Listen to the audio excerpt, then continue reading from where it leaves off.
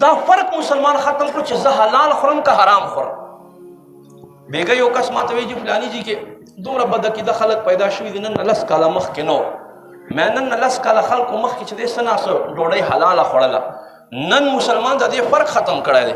ته وایې هغه څنګه پرون اعلان کېدو یو سړي نه بازار کې 50,000 روپۍ ورکې شوي دي. د مسلمانو معاشره ده که نه پیدا خو نه شوې چا خورا نه وړې چا په ګوتو ورغې د مسلمان په ګوتو ورغې نو دا به دی څه کوي دا به دی خوري نه دا روپۍ نو دې سره به د اولاد غوښه رالویږي. حضور فرمایي چې د کم سړي غوښه په اولاد غوښه په اور په حرامو باندې لوی کړه فرمایي په دا باندې به د جنت خوشبوی هم نه لګي دا به جهنم ته ځي. دنیا والا خو به تېره شي. مسلمانو په بازار کې اعلان کېږي 11 روپۍ ورکې شوې عجیبه مسلمان ولې ته په دې نه پوهېږې چې دا پرده حق دی.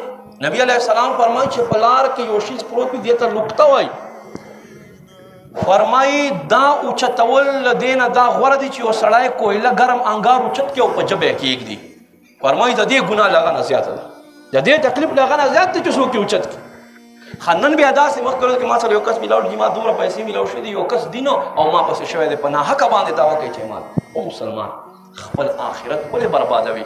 څوک چې امام اهل سنت فرمایي د چا 3 پیسې دباو کی 1 روپۍ کې 100 پیسې وي څوک چې د بل مسلمان 3 پیسې وخوري 3 پیسې 27 قبول منځونه به اخیستلی کېږي. اوس خو وکړه خو دلته په دې اوږو باندې فرشتې ستا پسې لیکي